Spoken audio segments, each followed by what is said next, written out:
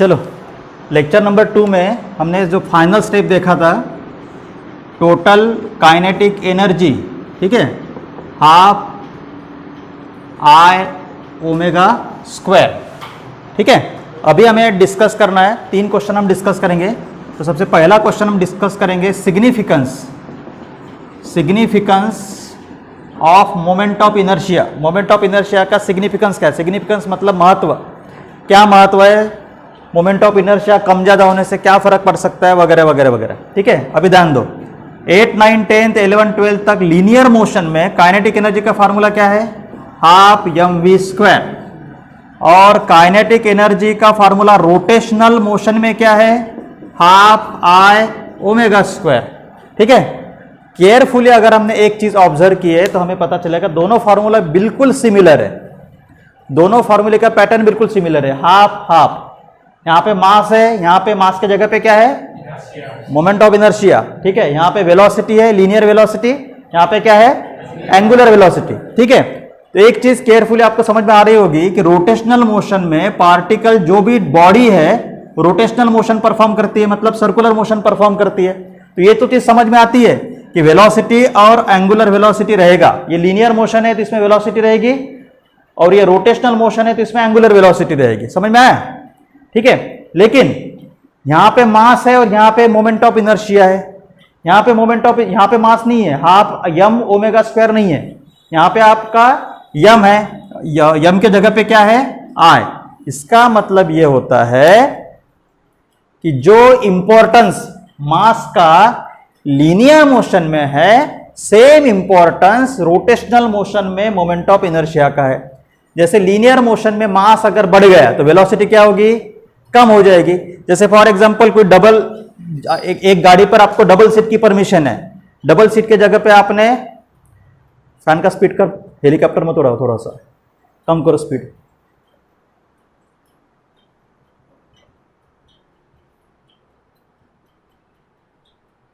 मी बोललेलं ऐकू येतं की तिथपर्यंत? एवढ्या स्पीडमध्ये मला किती जोरात ओरडावं लागतं? हा, मला किती जोरात ओरडावं लागतं? तुम्ही एवढ्या स्पीड वाढवता फॅनच्या।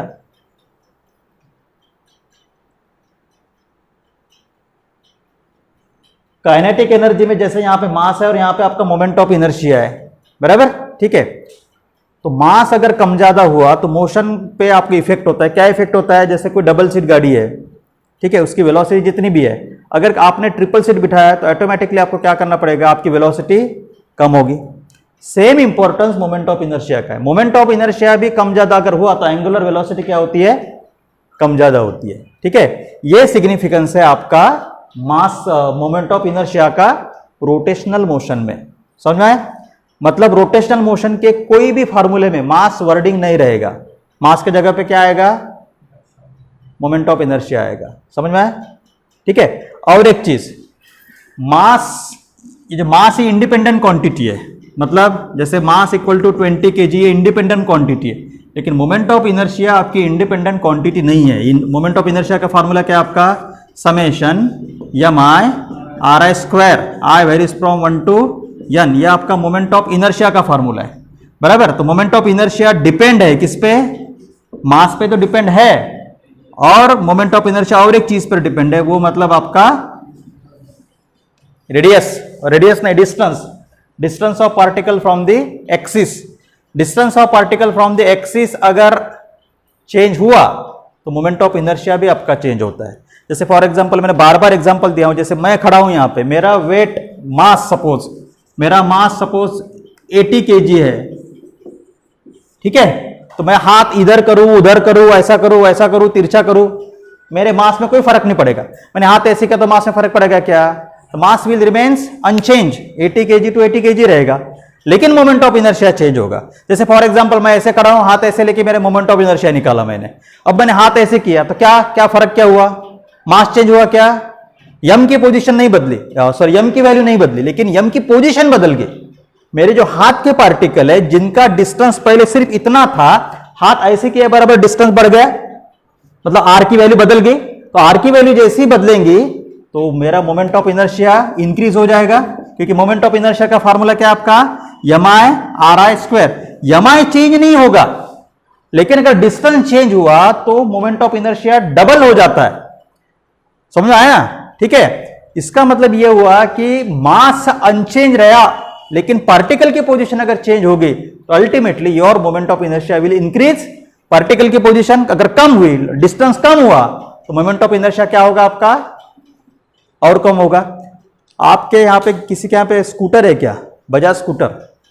बजाज स्कूटर अगर होंगी किसी के यहाँ पे तो एक देखना, बजाज स्कूटर या फिर आप काय म्हणतो आपण त्याला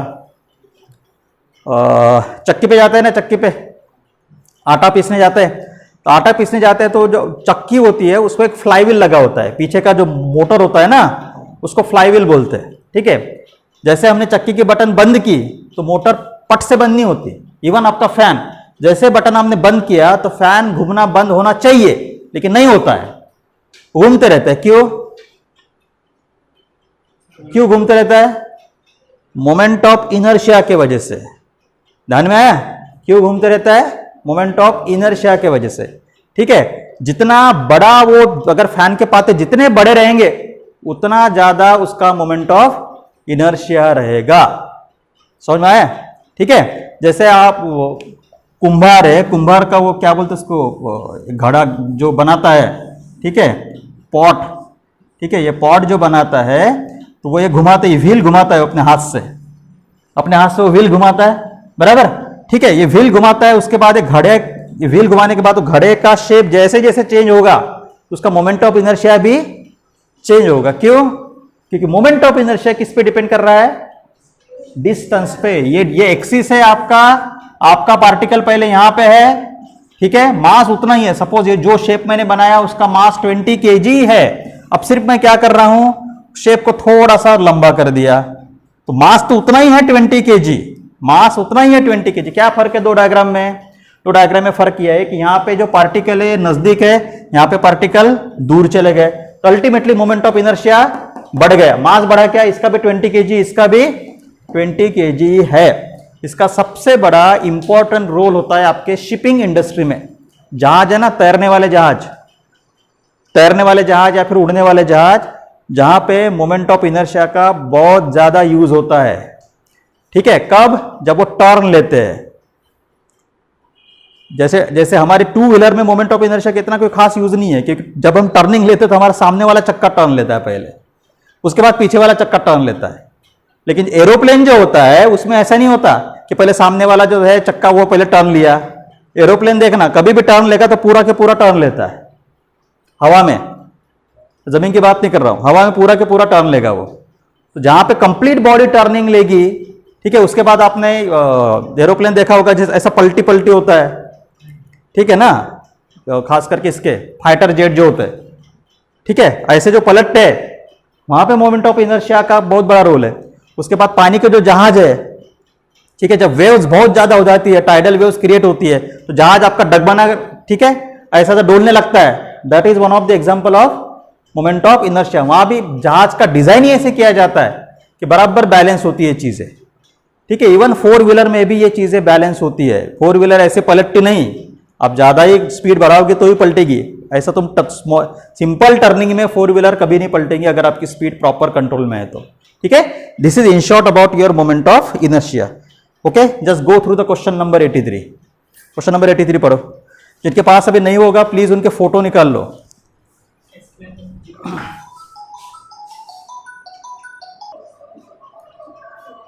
ओके, नाउ एक कंसेप्ट और मोमेंट ऑफ सॉरी ये रोटेशनल मोशन में और एक कंसेप्ट आता है जिसे बोला जाता है रेडियस ऑफ गायरेशन। अब रेडियस ऑफ गायरेशन ये क्या है? तो जस्ट लुक हियर,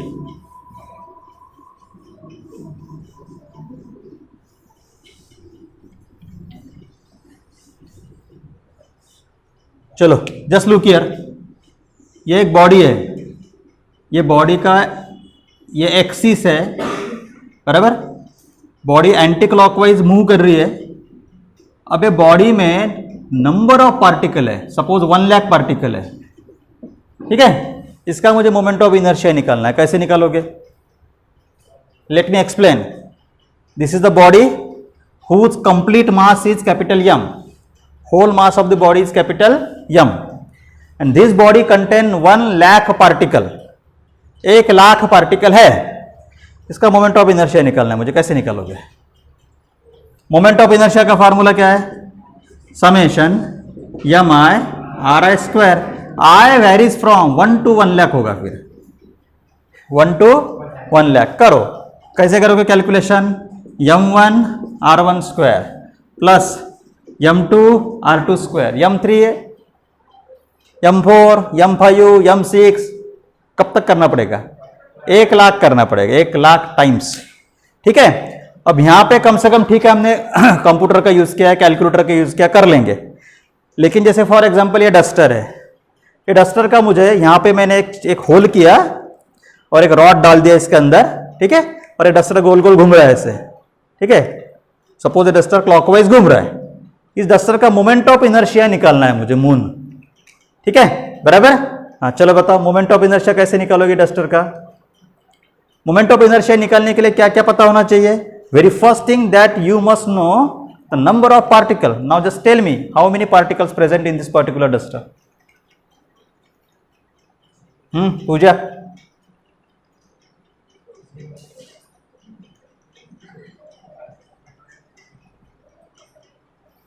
कितनी पार्टिकल है? कितने पार्टिकल? इनफाइनाइट है, वी कैन नॉट काउंट। हम गिन सकते इसको? तो जब पार्टिकल ही नहीं गिन सकते तो पार्टिकल की पोजीशन कैसे गिनेंगे? ये m1 पार्टिकल है, इसका मास m1 है, सर इसका डिस्टेंस एक्सिस से r1 है। जब पार्टिकल ही पता नहीं तो उसकी पोजीशन कैसे पता होगी? इसका सीधा सा मतलब ये है कि मोमेंट ऑफ इनर्शिया का ये जो फार्मूला है ना, इस फार्मूले से कैलकुलेशन नहीं हो सकता। This formula is not sufficient to calculate the moment of inertia.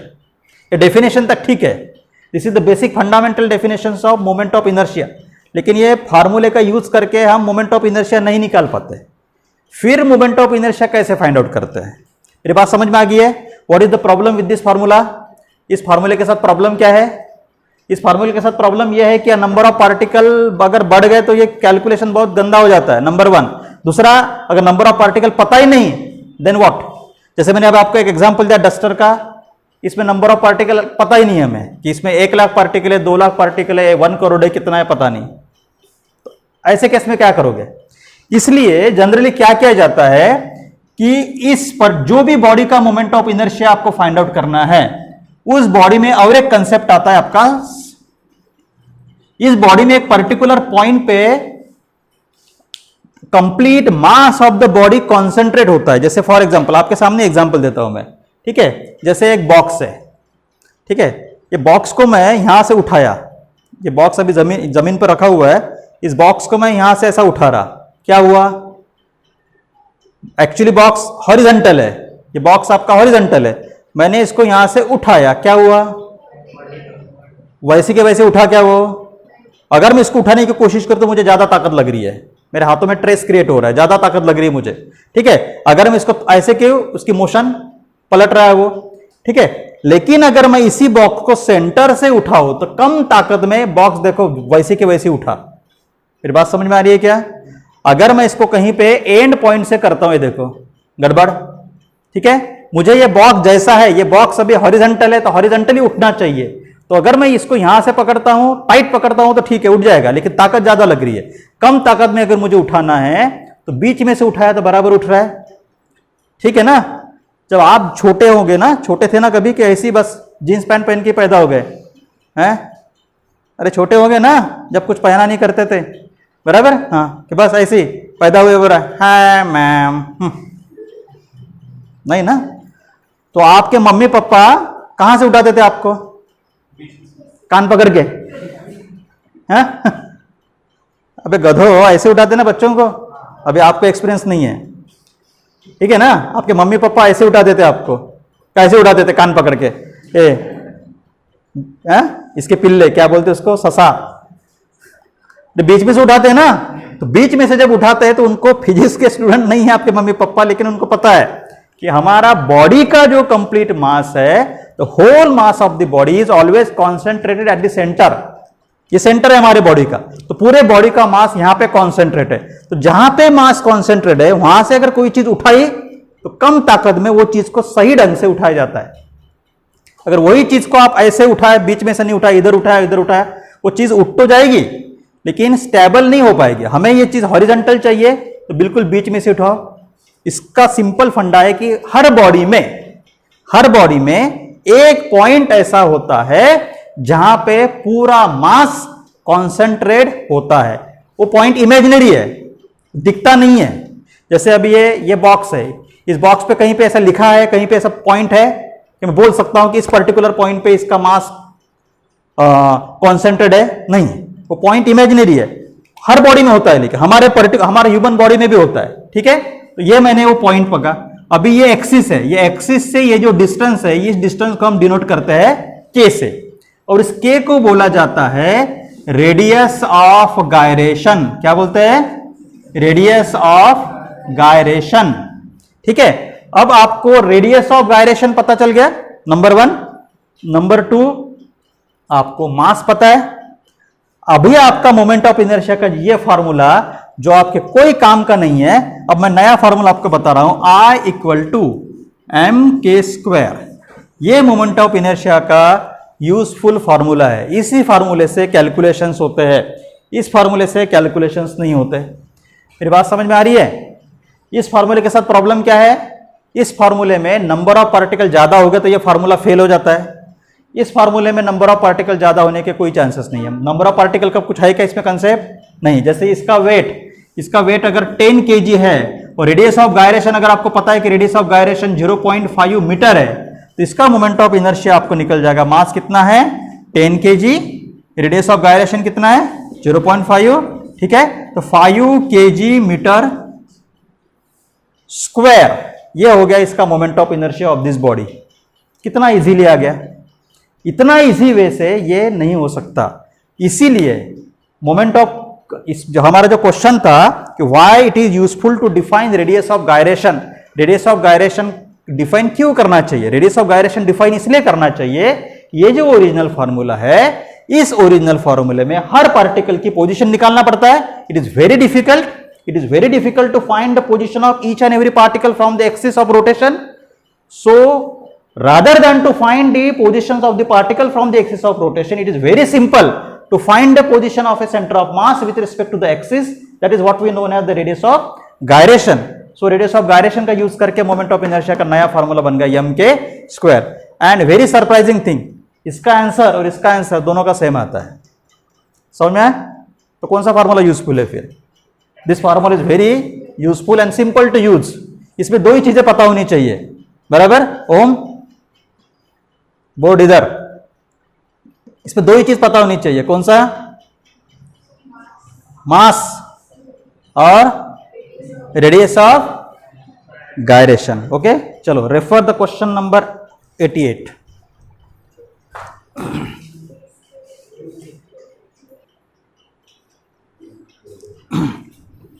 चलो ध्यान दो।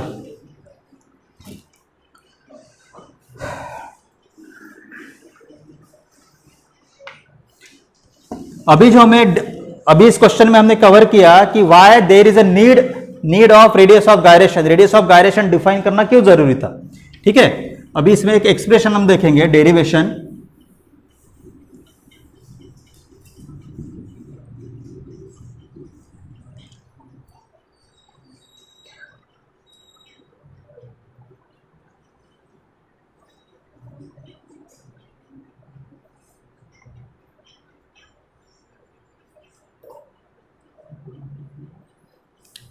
चलो ध्यान दो इधर, ये आपका मोमेंट ऑफ इनर्शिया का फार्मूला, ये आपका मोमेंट ऑफ इनर्शिया का फार्मूला।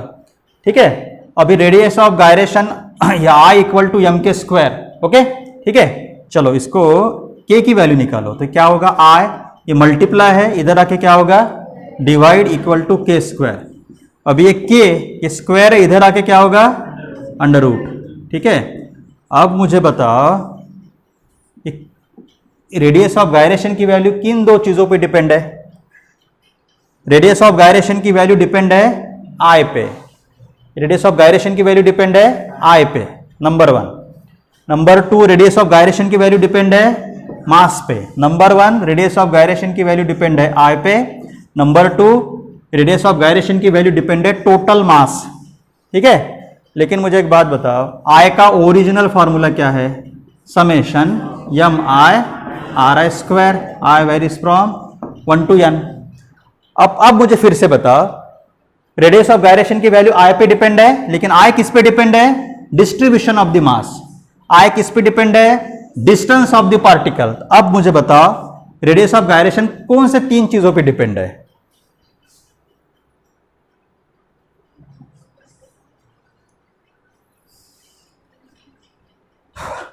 फार्मूले से यह पता चल रहा है कि रेडियस ऑफ गायरेशन सिर्फ 2 चीजों पे डिपेंड है, एक आई और दूसरा यम, बराबर। फार्मूले से यह पता चल रहा है कि रेडियस ऑफ गायरेशन 2 चीजों पे डिपेंड है, आई और यम। लेकिन आई किस पे डिपेंड है? आई डिपेंड है यम आई पे, आई डिपेंड है आर आई पे। तो भाई रेडियस ऑफ गायरेशन 3 चीजों पे डिपेंड हो गया ना अभी, नहीं कर लो? अरे झंडू बाम, के की वैल्यू डिपेंड है आई पे, आई डिपेंड है यम आई पे, तो के भी यम आई पे डिपेंड होगा। के की वैल्यू डिपेंड है आई पे, आई डिपेंड है आर आई पे, तो के की वैल्यू आर आई पे भी डिपेंड होगी और के की वैल्यू यम पे डिपेंड है। मतलब 3 चीजें होगी ना। नंबर 1 मास डिस्ट्रीब्यूशन, ठीक है। Number 2 distance of the particle, ठीक है। और नंबर 3 टोटल मास, ठीक है। तो ये आपका, एक मिनट,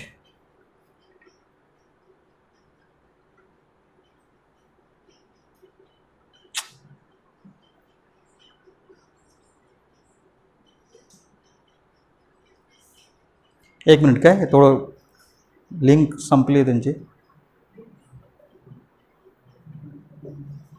गोल्लर आवाज ऐकू येत आहे का?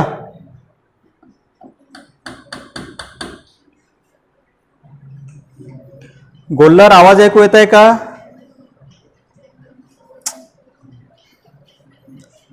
अपूर्वा आवाज ऐकू येत आहे का? ओके, ठीक आहे, चला।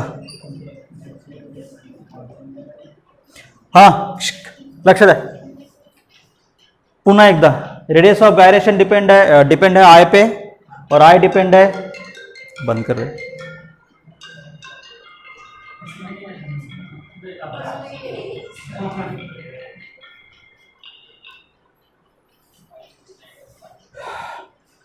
रेडियस ऑफ गायरेशन डिपेंड है आई पे, आई डिपेंड है यम आई पे। रेडियस ऑफ गायरेशन डिपेंड है आई पे, आई डिपेंड है आर आई पे, और रेडियस ऑफ गायरेशन डिपेंड है यम पे, ठीक है। अब इन शॉर्ट अगर इनको conclusion, moral of the story ये है कि के की वैल्यू 3 चीजों पे डिपेंड है, ठीक है। सबसे पहली चीज है distribution of the mass, distribution of the मास मतलब यम आई, ठीक है। पार्टिकल जितने ज्यादा दूर हो गए उतना मोमेंट ऑफ इनर्शिया ज्यादा होगा, ठीक है, बराबर। दूसरा एक्सिस, जैसे ये शेप है, इसका एक्सिस यहां पे है तो आई की वैल्यू अलग रहेगी। एक्सिस मैंने चेंज कर दिया तो आई की वैल्यू भी चेंज होगी। ऐसा क्यों? क्योंकि आई का फार्मूला क्या है? आपका original formula I equal to summation Yama I R I square, कहता है ना। एक्सिस बदलला, एक्सिस जर बदलला तर डिस्टन्स पण बदलेल, ठीक आहे ना। एक्सिस बदलला तर डिस्टन्स पण बदलेल, डिस्टन्स बदललं तर आई ची वैल्यू बदलेल, ठीक है। तो सेकंड पार्ट है आपका एक्सिस पोजीशन या फिर एक्सिस, ठीक है। तीसरा सबसे इंपॉर्टेंट है शेप, शेप एंड साइज, ठीक है। Shape and size, shape and size मतलब वही यम आई। जैसे 10 kg का, 10 kg मैंने एक बॉडी लिया, 10 kg का मैंने प्लेन बनाया, plane surface, moment of inertia अलग रहेगा। 10 kg का मैंने स्पीयर बनाया, चेंडू बॉल एक, उसका मोमेंट ऑफ इनर्शिया अलग रहेगा। 10 kg का मैं रिंग बनाया, उसका मोमेंट ऑफ इनर्शिया अलग रहेगा। 10 kg का मैंने सिलेंडर बनाया, उसका मोमेंट ऑफ इनर्शिया अलग रहेगा। 10 kg का मैंने कोन बनाया, उसका मोमेंट ऑफ इनर्शिया अलग रहेगा। 10 kg का मैंने क्यूब बनाया, मोमेंट ऑफ इनर्शिया अलग रहेगा। थक लो समझ में आया? तो अल्टीमेटली मोमेंट ऑफ इनर्शिया आपका डिपेंड करता है बहुत अलग अलग चीजों पे, मतलब अलग अलग मतलब ये 3 चीजों पे आपका रेडियस ऑफ गायरेशन डिपेंड रहेगा। तो आपको सिर्फ इस क्वेश्चन का पॉइंट नंबर 5 तक ही लिखना है, no need to go for the 6 point, you have to restrict yourself up to point number 5। तो रजिस्टर में लिखते वक्त अभी सिर्फ इतना लिखो कि मुझे पॉइंट नंबर 5 तक ही लिखना है, ठीक है। चलो इसमें कुछ डिफिकल्टी होगी तो यू कैन रेफर मी।